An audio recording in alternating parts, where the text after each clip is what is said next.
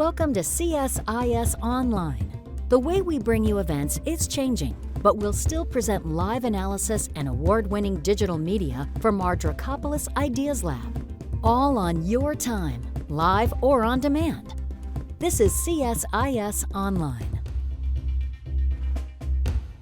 Good morning. My name is Jacob Kurtzer. I'm the Director and Senior Fellow at the Humanitarian Agenda at the Center for Strategic and International Studies in Washington, D.C. Thank you so much for joining us today for this important conversation. Today's discussion is going to look at some of the most challenging issues that arise at the intersection of states' efforts to combat terrorism and states' efforts to support humanitarian action. Since the attacks of 9/11, states have established a wide range of measures to combat the flow of goods, services, and even engagement or cooperation with individuals and groups designated as terrorists.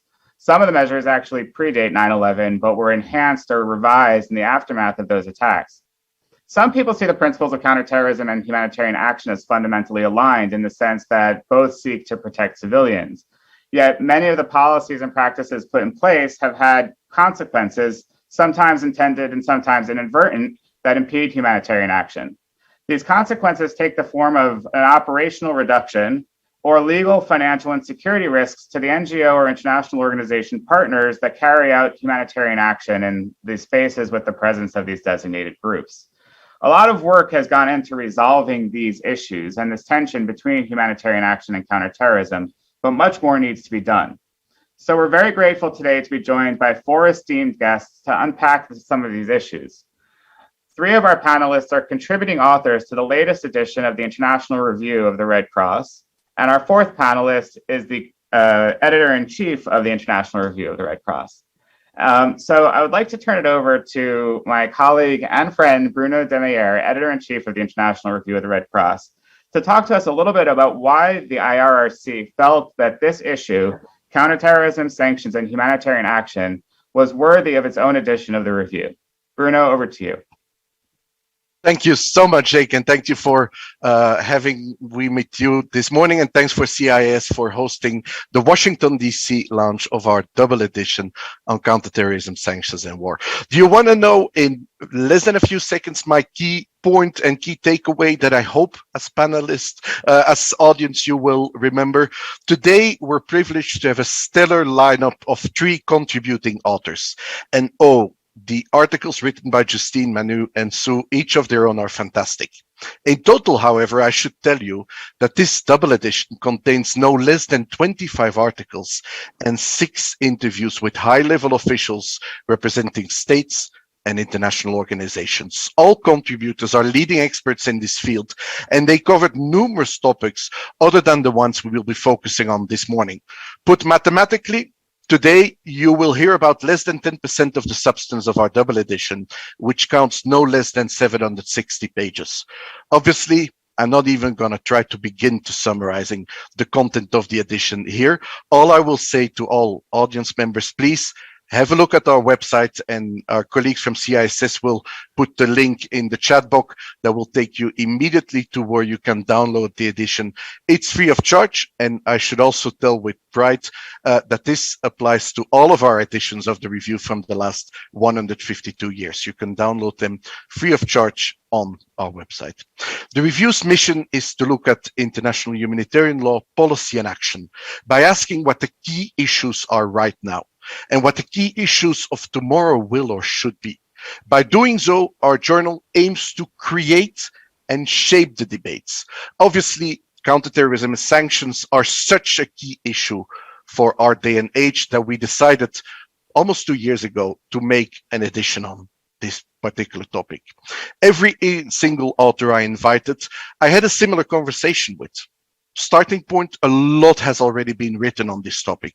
Why don't we start by picking up the article with a diagnosis of where we are, anno 2022, the friction points, and most importantly, provide forward-looking recommendations on how to fix things from the legal and policy angle. And each of the three panelists today, I'm very pleased to say, has exactly done that in their respective contributions. The ICRC condemns terrorism in all forms, regardless of perpetrator and whether they're carried out during or outside an armed conflict. Despite the broad consensus that tackling terrorism is a top priority, asking the how opens up much more contentious debates. Today, we see a piecemeal approach, 19 partially overlapping treaties, dozens of Security Council resolutions, countless laws at the national level.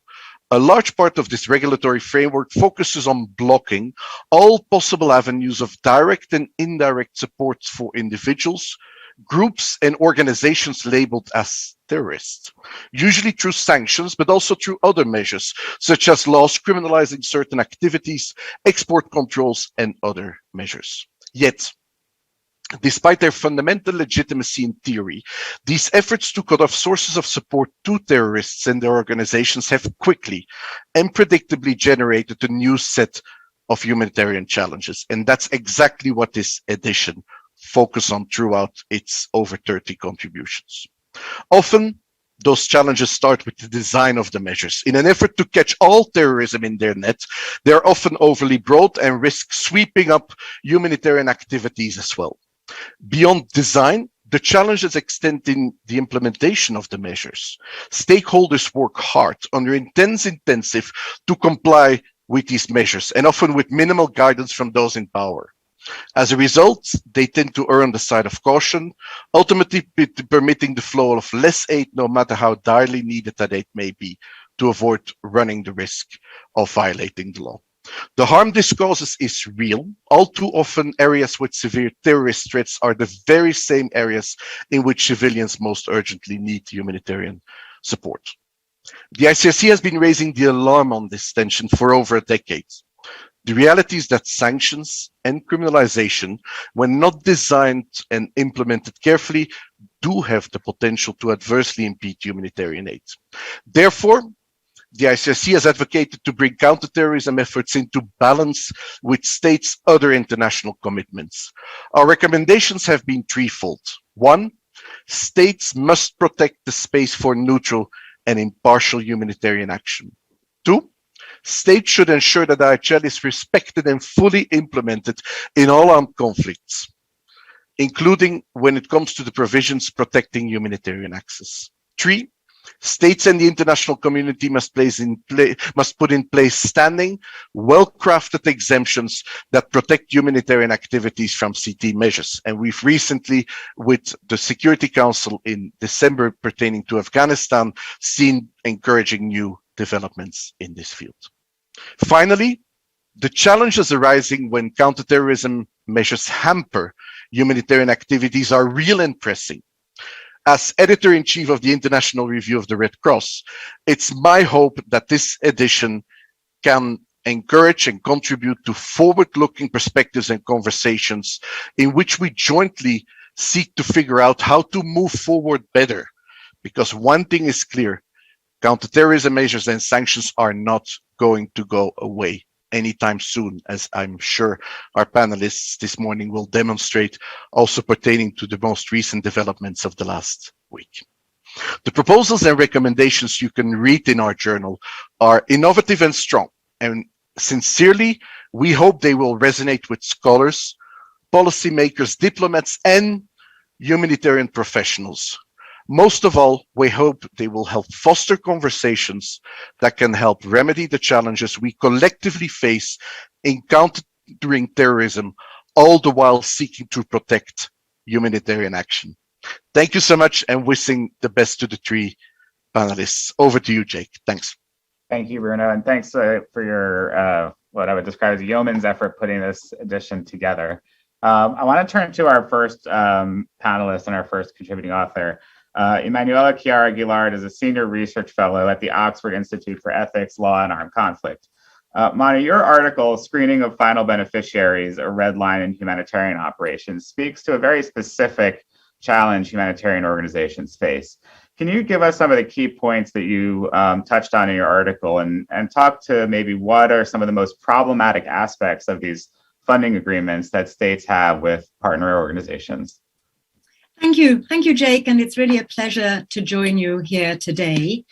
And just to take a step back, the various restrictions and requirements that you and Bruno mentioned are found in three bodies of law. The first are criminal measures that prohibit certain activities and can have a point of friction with humanitarian action, such as prohibitions to travel to designated areas.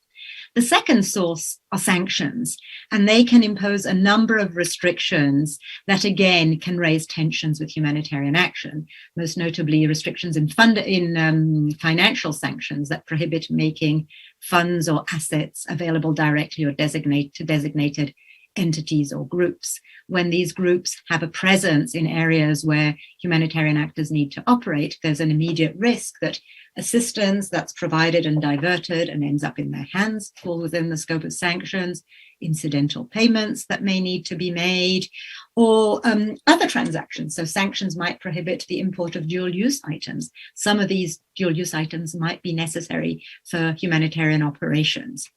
And then the third source of restrictions and requirement is more indirect, more reverberating.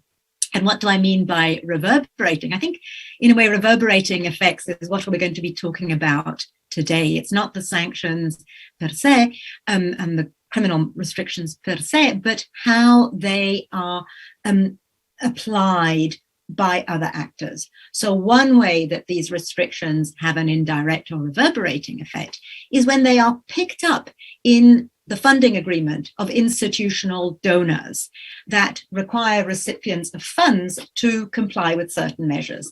Another reverberating effect is what Justine is going to be addressing, which is the impact of these restrictions on the private sector, most notably banks. They must also comply with them. And as a consequence, out of fear of violating the sanctions through the services they offer to humanitarian actors, are severely curtailing them. So this source of restrictions is funding agreements. Obviously, there is a very broad range of approaches that are taken. It's very difficult to generalize. It depends donor by donor. Some donors do not include restrictions, requirements at all. Others include very onerous ones. It varies humanitarian actor from humanitarian actor. If you manage to get your hands on funding agreements between states and the UN, they have very different clauses to those with smaller NGOs. It also depends on the nature of the activities. And those that involve transfers of cash are far more closely regulated.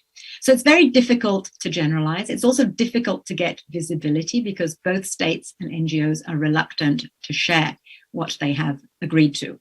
This being said, I think that there are a number of key problems. Some relate to the standard to which humanitarian actors are held. There is an obligation of result. You shall not provide funds or other assets to designated groups. That's essentially, I would feel very uncomfortable contractually committing to that because it's impossible to determine that. Far preferable language is language that says we shall undertake our best endeavors to avoid that the funds reach a designated person or entity. I think the most problematic issue that we are seeing today is a requirement that recipients of funds screen final beneficiaries of humanitarian activities. Why is this problematic? It's problematic in a number of ways. It's problematic first because it goes way beyond what the sanctions themselves actually require. If you look at each and every sanctions regime that's out there, it actually includes what are the misnomer humanitarian exceptions. They're actually for the benefit of designated individuals to ensure that they are not deprived of accommodation, food, medical assistance, other basic needs. So they are entitled to have these needs met directly. But requirements in funding agreements that require screening and therefore exclusion, and that's the problem. It's not screening per se, it's the fact that it leads to exclusion, are very problematic, and they actually go beyond what is required. If an individual can get medical care directly and pay for medical care, why should this not be provided to him or her through medical assistance? So there's this mismatch between the requirements in sanctions and what we see in funding agreements that require their final exclusion. And obviously, an exclusion of final beneficiary of humanitarian assistance is deeply, deeply problematic from an IHL and humanitarian principles perspective. Under IHL, everyone, fighter and civilian, is entitled to medical assistance, for example. Everyone is entitled to certain basic assistance if deprived of their liberty. But compliance with these requirements to screen and therefore exclude individuals from humanitarian programs would essentially be contrary, deprive them of their entitlements under international humanitarian law, under humanitarian principles that require assistance to be provided in an impartial manner. So I would say this is the key problem that we're currently facing with regard to certain funding agreements. Thank you very much, Manu. We'll come back to some of the issues you raised in the Q&A. I want to turn it now to Justine Walker. Justine's the global head of sanctions compliance and risk at the Association of Certified Anti-Money Laundering Specialists. Justine, Manu talked about one specific piece of the puzzle here, these funding agreements. Your article looks at a different piece, sanctions and particularly compliance on the part of financial institutions. Can you talk us through some of the challenges that you've highlighted and why there is this need for collective and coordinated action? Thank you very much, and a real pleasure to be with you here today. This is actually an extremely timely conversation because at the moment we are seeing so many evolving humanitarian scenarios where sanctions are actually front and center. So I come and look at this from the sanctions and wider compliance perspective, but also looking at why do we have challenges with humanitarian activity. And a lot of that is bringing the two worlds together to try and understand the different obligations. And in my article, I try and set out really around the context and just what we've seen by way of scope and the unprecedented use of sanctions, and indeed the innovations and the type of sanctions. So we're seeing a real broadening scope around sanctions on human rights abuses, cyber corruption. Yes, the terrorism has been there, but the terrorism scenarios are getting more complex. So, what we see is just this breadth of sanctions evolving. And within that, there is nearly always a commitment to humanitarian exemptions. And really what I try and unpack in the article is why is there a problem? Why can we not actually, manage this sort of need to support humanitarian payments within this legal framework? And I do want to take a few minutes just really to talk about the Ukraine crisis situation at the moment, because for me, I've dealt with many sanctioned scenarios, and the conversation has actually been quite similar in all of those scenarios. And my article brings that out. It is really to do with the clarity around exemptions, just not people really understanding that the licensing framework needs to be broad enough, that the issue to do with humanitarian life-saving aid, and then when that moves into stabilization and then long-term type of activities that we see in Syria for reconstruction. And what we see is the humanitarian political situation often moves beyond what the legal sanctions scenario sets out and the licenses for that. But in the current scenario we're seeing unfolding in Ukraine brings actually a new dimension to this humanitarian landscape. This is the first time ever that we've seen a G20 country targeted for in relation to their central bank. So we have here, previous scenarios where the types of sanctions we're seeing used have been used in Iran, have been used in Syria, Afghanistan. They've not been used in terms of a global financial player such as Russia, and actually a global exporter where so many countries are dependent on Russia for food security, wider agricultural. So What we're seeing here is actually we're entering into a new realm of conversation around sanctions and humanitarian activity. And this is going to not just be in respect of the conflict in Ukraine, because we're already seeing now the challenges on delivering humanitarian programs, particularly in relation to the ability to move and come in from the Russia side, in relation to actually moving payments in, the tightening of the financial system there. But what we're also looking at is what we're likely to see in the next 2 months. Now, and let me give you some examples here which may impact humanitarian activity and the financing side of that. So we've seen 2 regions in Ukraine basically break away. There's been prohibitions to actually doing trade with those regions, financing with that region.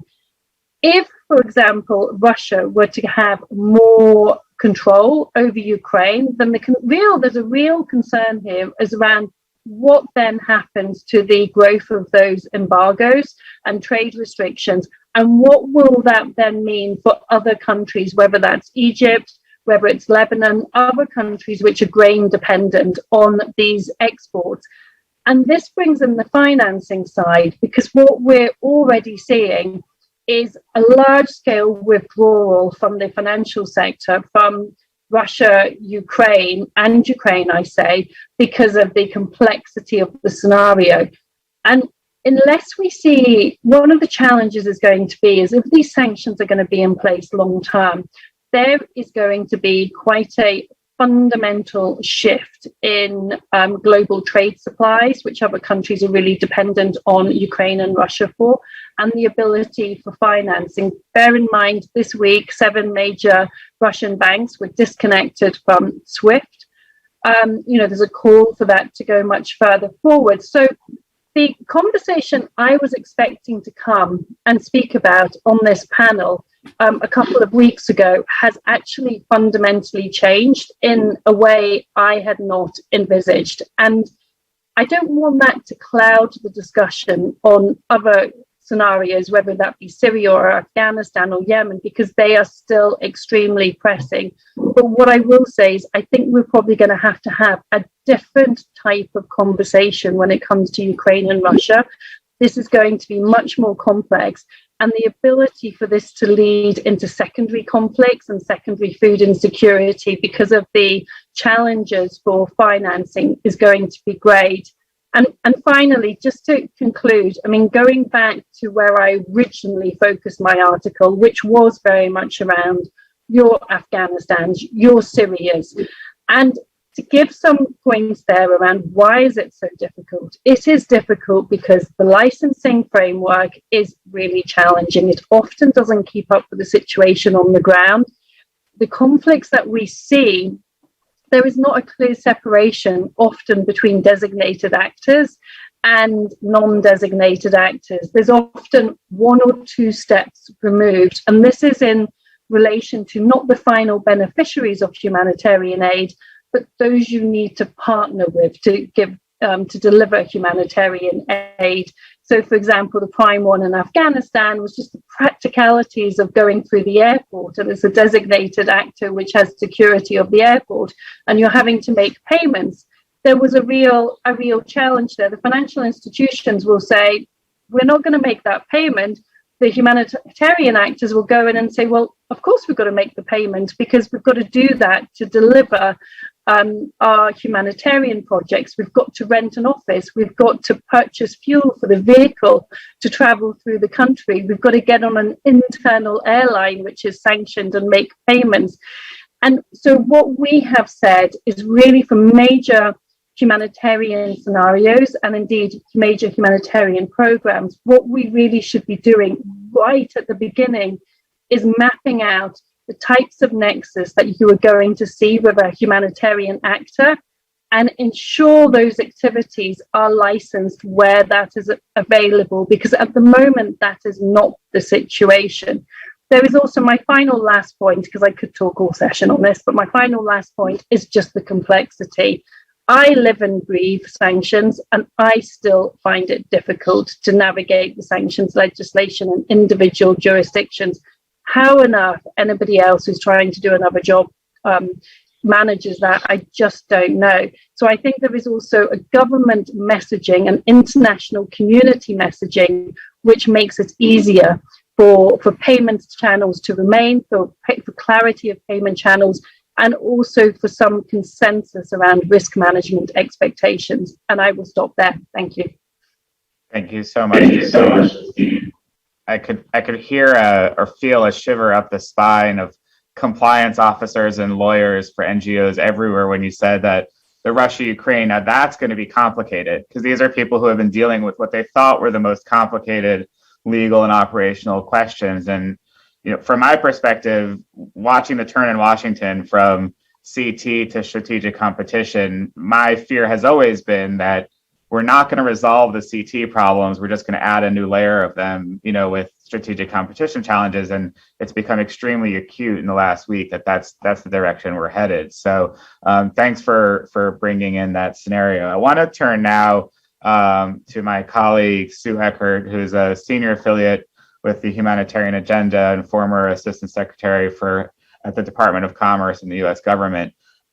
Sue, we've heard about two different set of challenges: the sanctions compliance and the donor, the donor agreements. And I'm wondering if we can shift to the tail end of your article, where you talked a little bit about some recommendations for the United States government, but also the broader international community on how to start addressing these challenges.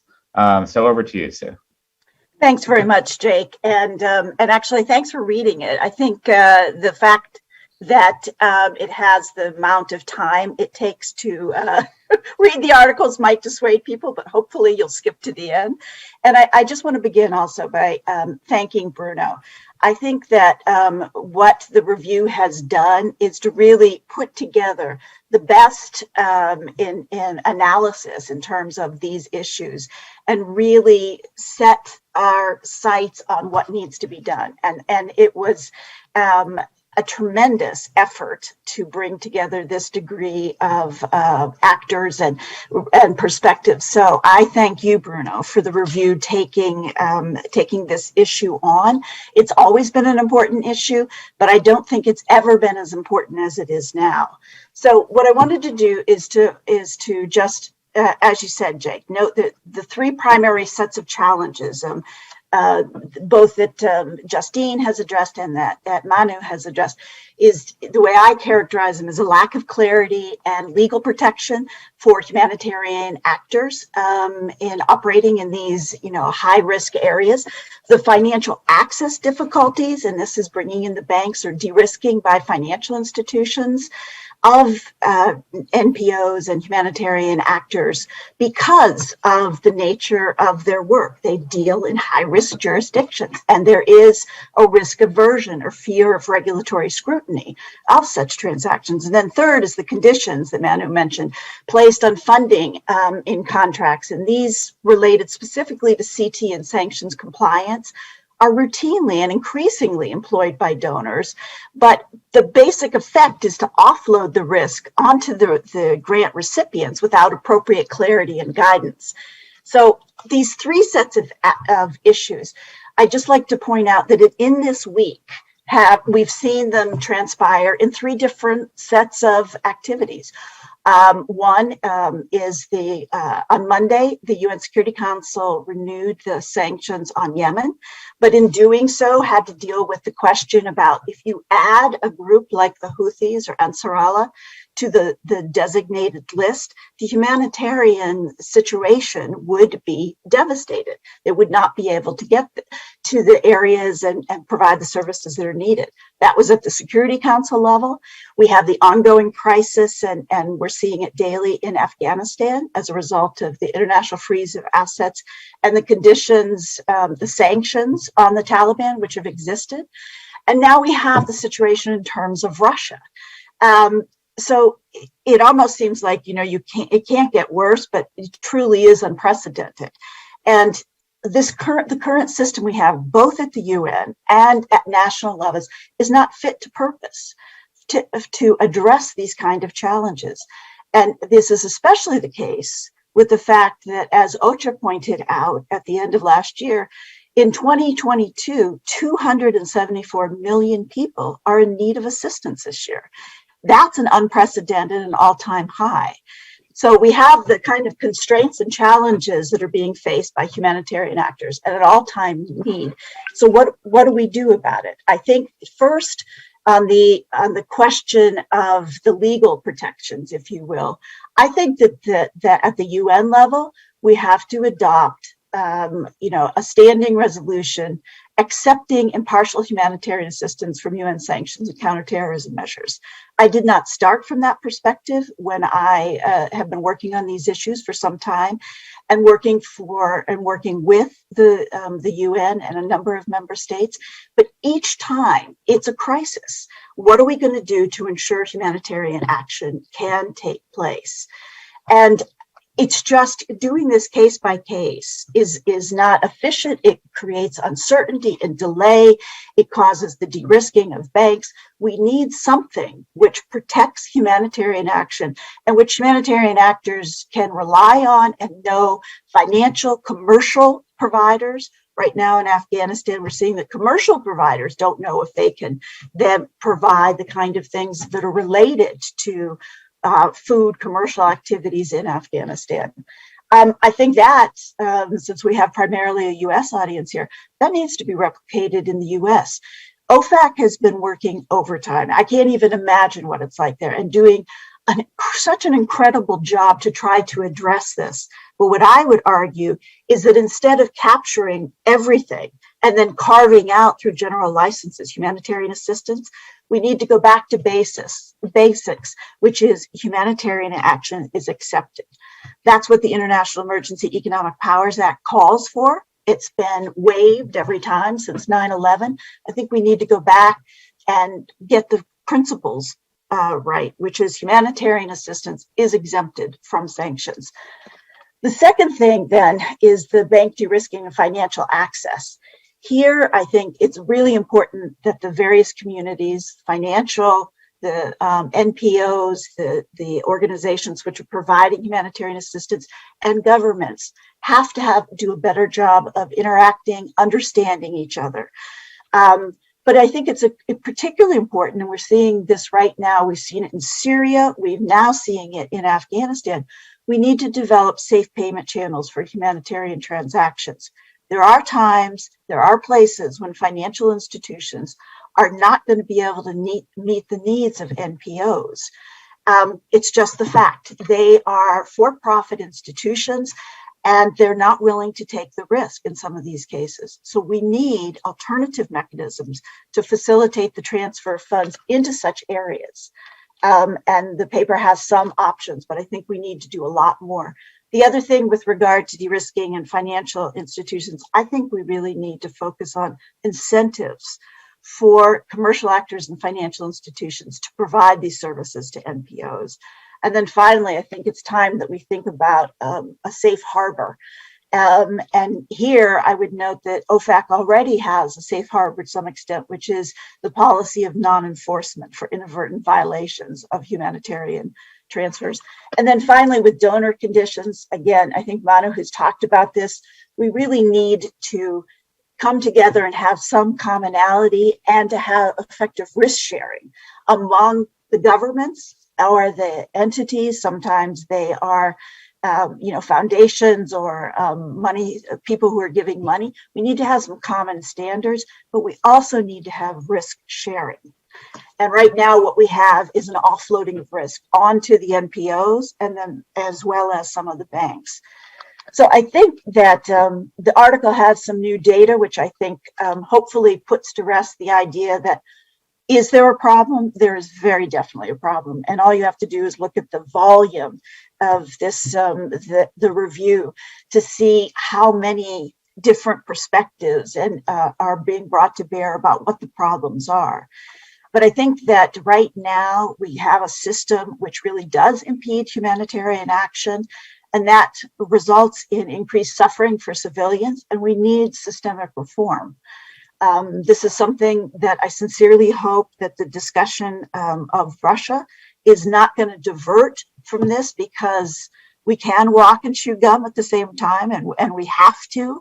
on addressing these crises, but I think it's critically important that we take a step back and look at the system and see the flaws that it currently has and try to take the steps that we need to. Everyone is concerned about risk. We saw this in the adoption of the humanitarian exception for the Taliban, for the 1988 regime. No one wants to provide resources to the odious regime or would fall into the hands to be used for illicit purposes for counterterrorism. But we have to recognize that when humanitarians are in these areas, they're subject to these kind of pressures, and there's risk. There's no zero risk scenario. And what we have to do is have a more effective system for managing and balancing the need to support counterterrorism, sanctions, and humanitarian action. And I'll stop there, Jake. Thanks, Sue. And again, I think the real benefit, the importance of this article is both the data that you brought to bear along with your students and these recommendations that we need to start thinking about and actually moving to implementing some of these recommendations, because the problem is well known, the data is there, recommendations have been out there for a long time, and we need to just get them into place.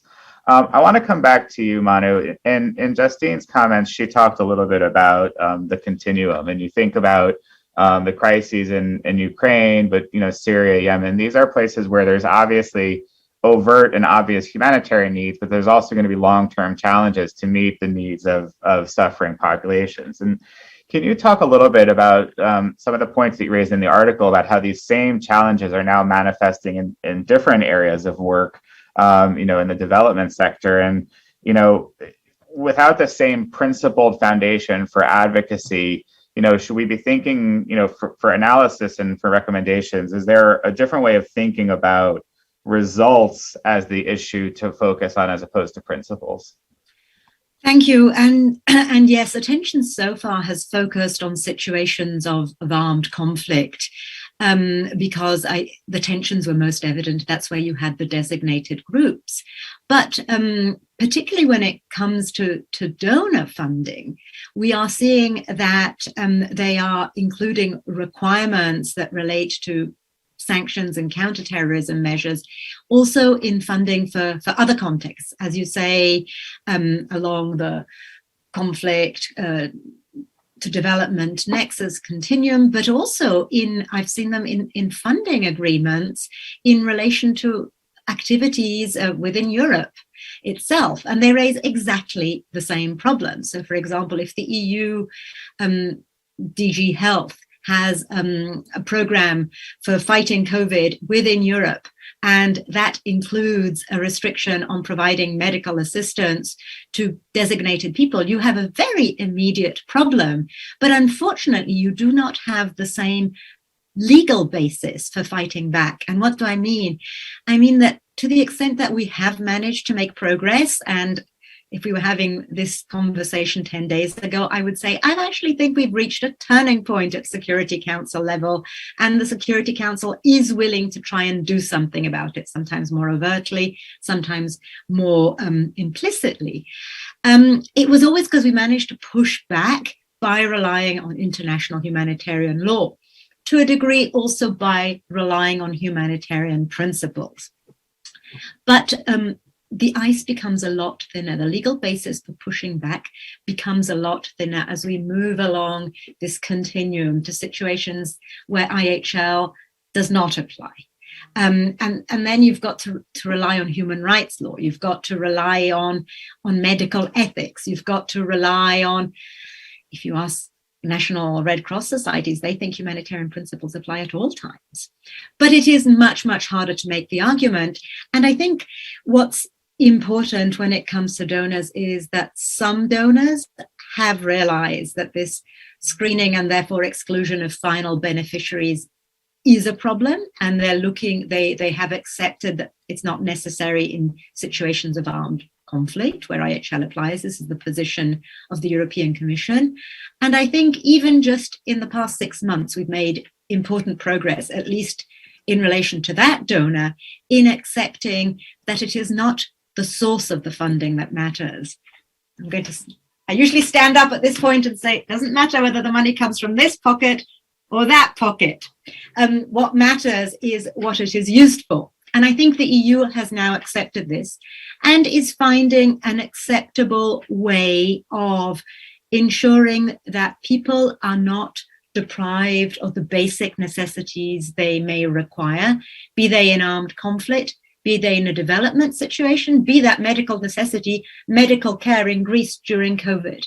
But we need dialogue to ensure that this framing in the sanctions and in the funding agreement works, that it isn't too broad, it doesn't undermine the purpose of the sanctions themselves, it fits in within the current legal regime, but it also covers the basic necessities that humanitarian action and development action is trying to provide.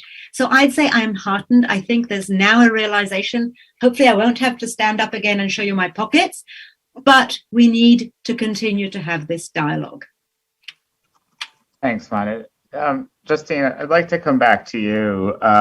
While we were chatting, it came out that the Biden administration has asked for $10 billion for a Ukraine package, of which some number of billions will be for humanitarian assistance. And yet you outlined a broad scope of sanctions that are going to go into place in Russia in an unprecedented way that's going to really complicate much of the humanitarian picture, particularly if they assert control over the totality of Ukraine's territory.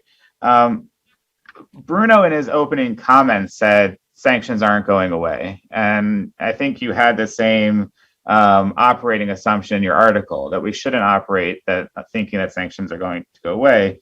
But there does seem to have been much more public dialogue recently about the utility of sanctions, the second order impacts, and even in the United States, the Treasury had a sanctions review process to look at this issue. So, can you tell us, does the Russia scenario totally does it totally knock off balance this idea that there was a global rethink about sanctions? Or do you think that there was enough conversation about how we do this that we'll be able to, even within the context of this comprehensive sanctions regime on Russia, still have a meaningful public conversation about mitigating the worst of the second order consequences?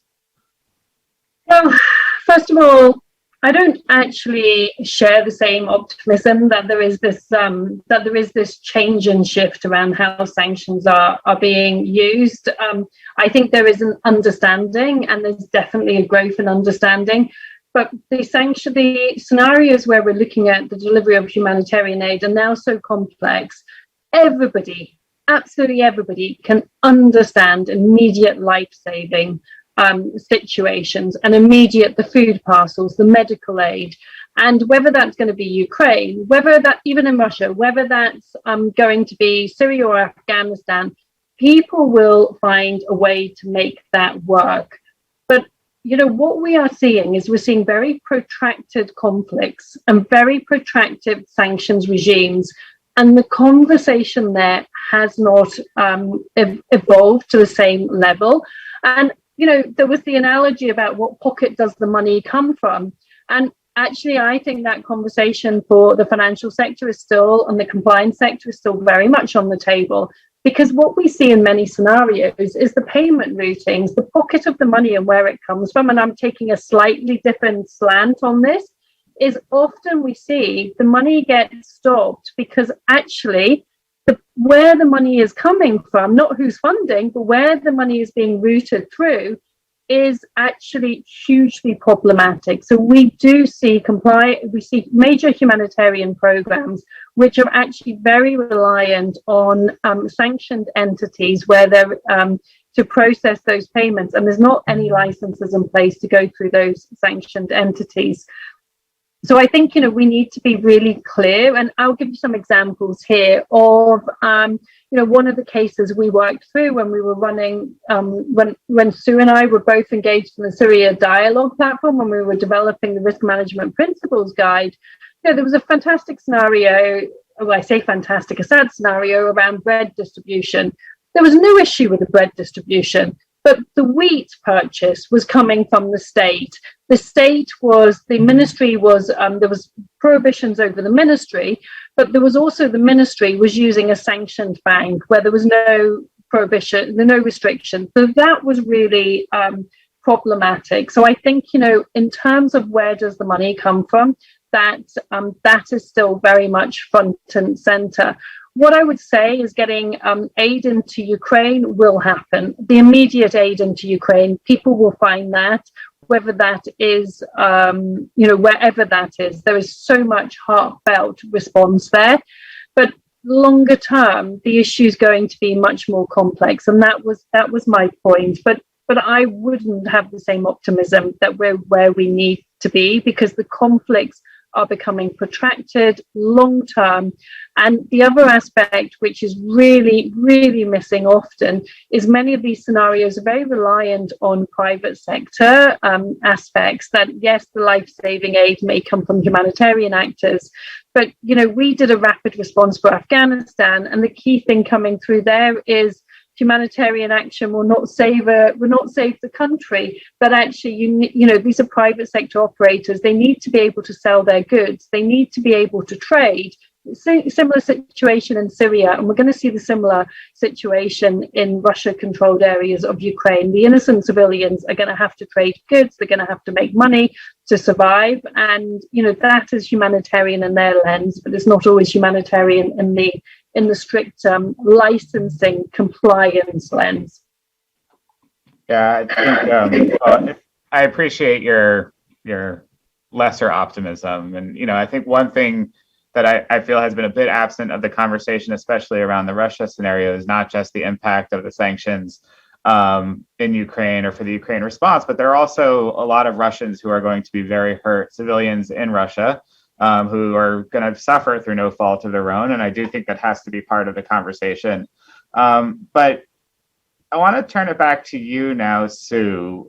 We have a question in the chat, which I think is a fair one. You talked about a number of recommendations, and some that the U.S. government has, taken steps towards in terms of safe payment channels, safe harbor, or even just the licenses that have become much more robust, the general license for Afghanistan, for example. But the question is, do states want to solve these problems? And, maybe drawing on your experience from government, but also now in your position that you're in now, I mean, do you see them genuinely wanting to solve this problem? And if so, why does it seem so complicated, and why haven't we gotten to a better place? That's a very good question. What I would say is, yes, most member states do want to solve this problem, right? But the problem is, as Justine noted, it is so complicated. It's good and it's positive, and there is no, I should just start by saying there's no panacea here. There's no sort of do this and you solve the problem. Okay, even having a humanitarian exception, a standing one at the UN or in national governments, is still not going to solve the problem about the payment channels and about what the financial institutions have to do and how you encourage commercial actors. It is such a complicated set of issues. In many ways, in the old days when you had comprehensive embargoes like we did on Iraq, you just cut off everything, right? Well, it's far more complicated to implement targeted measures because you're relying on a whole set of actors that, they have to make decisions. So I think people do want to solve the problem. I think the issue is that it's very complicated. And then another thing I would say too is in how it's done is somewhat, at least on the financial side, is really unique to the circumstance, right? What happens in Syria is different than what's happening in terms of payments, is different than what's happening in Afghanistan, and is certainly different than what we're seeing in Russia. I think that there is a fair degree of skepticism that some members of the Security Council, some member states don't really care as much about some of these issues, and I think that's probably fair. I think they focus on national interest to the extent that this is not necessarily in their national interest. It is if they're coming over the borders and they're dealing with a migration or a refugee problem. But I do think for the most of the international community, they're truly concerned about what needs to be done. Look at how the international community has stepped up in funding some of the humanitarian assistance initiatives. So I do think that it's complicated, and unfortunately it's gotten more complicated, and it's going to remain complicated. Thanks. So we'll have about 10 more minutes. So I'm going to try to get one more question in and then turn for some final thoughts. I'm going to come to you next, Justine, because one of the underlying themes of your article was about the need for sort of coherent and coordinated approaches to some of these issues. And as is normally the case, we have a very coordinated and coherent imposition of sanctions. But why is it so hard to get, coherent and coordinated activity in terms of, the exemptions, the exceptions? What are the challenges that we're seeing, and is there anything being done to resolve that across states in the UN? Yeah, so we do, as you say, many sanction situations. We see commonalities in shared foreign policy concerns, sanctions. There is, particularly under the current US administration, but also under previous administrations, there is often a desire to work in collaboration with allies, because you really recognize that the more people utilizing the sanctions, it becomes a more effective tool. So we see the collaboration up front in terms of imposition of sanctions. Where we don't see the same collaboration is in terms of the exemptions which are going to be put in place, and the languages and the commonality of thinking around payment channels or accepting risk. And we have some really good examples from each sort of jurisdiction. The US have been very good in some scenarios. The UK have been good. The EU have been good, but they often don't land on being good at the right time for the right scenario. So, where we've really pushed for is much more collaboration on not just the imposition of sanctions, but the language around exemptions, and ensuring that is consistent thinking, because payments will go through international channels. When you're looking at a payment going from the UK to Syria, for example, or to Afghanistan, it's very rare that they go direct, or from the US or from the EU. Very rare they go direct. They often have to go around through various banks, and all of these banks will then look at, well, what's the exemption from the OFAC? What does the EU say? And the EU has a completely different legal framework. They work on derogations and exemptions. So they're looking for a general license from the EU, and we're going, no, the EU doesn't do general licenses. So I do think, longer term, as sanctions remain a foreign policy tool, we do need a different licensing framework, which is more aligned. There will always be differences, and there'll be differences due to legal characteristics of individual jurisdictions and to do with the foreign policy, but there is not that consistency. And what we really, really need to see is the consistency by way of, even if the legal frameworks which enable humanitarian payments are different, but there's consistency in messaging. And, that should be something that is possible, I have to say, but it just doesn't happen because it's not up there as a priority. And also what I would say is, generally, often competent authorities will say, well, we're not aware if there's an issue. And it's only been in recent years that the humanitarian community have become more vocal in stating that there's an issue. To begin with, it was actually more the banks who were saying, this is not right, this is not what you intend. They were actually more vocal. Now we are seeing confidence growing in the humanitarian community to actually say, there is a real problem here. Thanks, Justine. I want to come back to you, Manu. We've talked extensively about the myriad problems that it has for humanitarian action, the sanctions and the regulations, but you include in your article a very specific issue set of asking NGOs to screen requires data collection.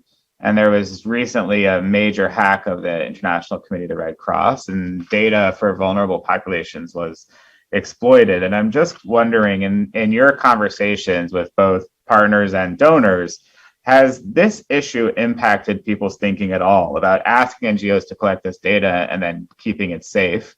And then if you have a final thought, since we are running short on time, I'd welcome that before we conclude. Thank you. And that is an excellent point. And funnily enough, as I was having this conversation about how to push back about requirements to screen and therefore exclude final beneficiaries, before the data breach, I said, hey, hold on a moment. We haven't really explored this data dimension and protection of data dimension in making the arguments. And I think that is very much an avenue to pursue, not just as in terms of advocacy, but really very much as a matter of law. And in fact, there have been instances in which certain humanitarian actors have managed to push back on requirements not to screen, which is where you yourself would check the names of individuals, but to vet, which is where you would give the names of individuals to the donors, and something far more intrusive that's only required by a very small number of donors. Some humanitarian actors have actually managed to push back saying, I'm sorry, the data protection requirements of my country preclude me from doing that. So I think that the whole question of data protection is an important additional avenue to pursue in pushing back against this very, very specific aspect of the whole conversation, which is the exclusion of final beneficiaries. Concluding remarks, I think what's so important are common positions among humanitarian actors and continuing dialogue, constructive dialogue. It's got to be a granular dialogue. It's a complex issue, but we're all a lot more educated, and it needs to happen with the very different stakeholders. And the conversation that you have with a state in its capacity as your donor is different to that you have in a state in its capacity to impose sanctions, which is again very, very different to how an NGO must speak to its bank. But this is crucial to going forward. So common positions and ongoing dialogue. Thanks, Manu. Sue, I want to give you a chance for a final thought before we close out. Is there one thing that you would like our audience, or one action, that one issue to take away, or one recommendation that you would want to reinforce before we conclude? That's hard, Jake. Let me just say, I think it's also important to clarify, the humanitarians are not saying sanctions and counterterrorism measures are bad. In fact, they're the biggest proponent of sanctions in terms of how they can achieve policy objectives. But it's how it's carried out and the consideration about not impeding humanitarian action in these areas. I think that echoing what Manu said, I would just say that bringing the stakeholders together and having better understanding of their positions. I think through some of the stakeholder dialogues that have taken place so far, what's been really amazing is how little the communities know about each other, but as they got into it, how much there are common objectives, in particular for the banks and the NPOs. I mean, they want to be able to provide, the banks want to provide the support to the humanitarians, but it's a complicated situation. So what that requires is ongoing dialogue and engagement of all the stakeholders. Well, thanks so much for that, Sue. And that's an area, obviously, that you and I are working on extensively here at CSIS. But as we're running up on our time, I just want to say again, on behalf of the CSIS Humanitarian Agenda, to extend my gratitude to Bruno De Meyer and Gillian Rafferty at the International Review of the Red Cross for putting this edition together. I think it is the important issue. And to our panelists, Emmanuella, Chiara, Gilard, Justine Walker, and Sue Eckert, for your contributions to today's panel, for the articles that you've written. But we reached out to you three because you also have an extensive history of working on this issue and are really helping guide the conversation and hopefully to a better place to reconcile these tensions between humanitarian action and counterterrorism. So thank you to all our attendees for joining us.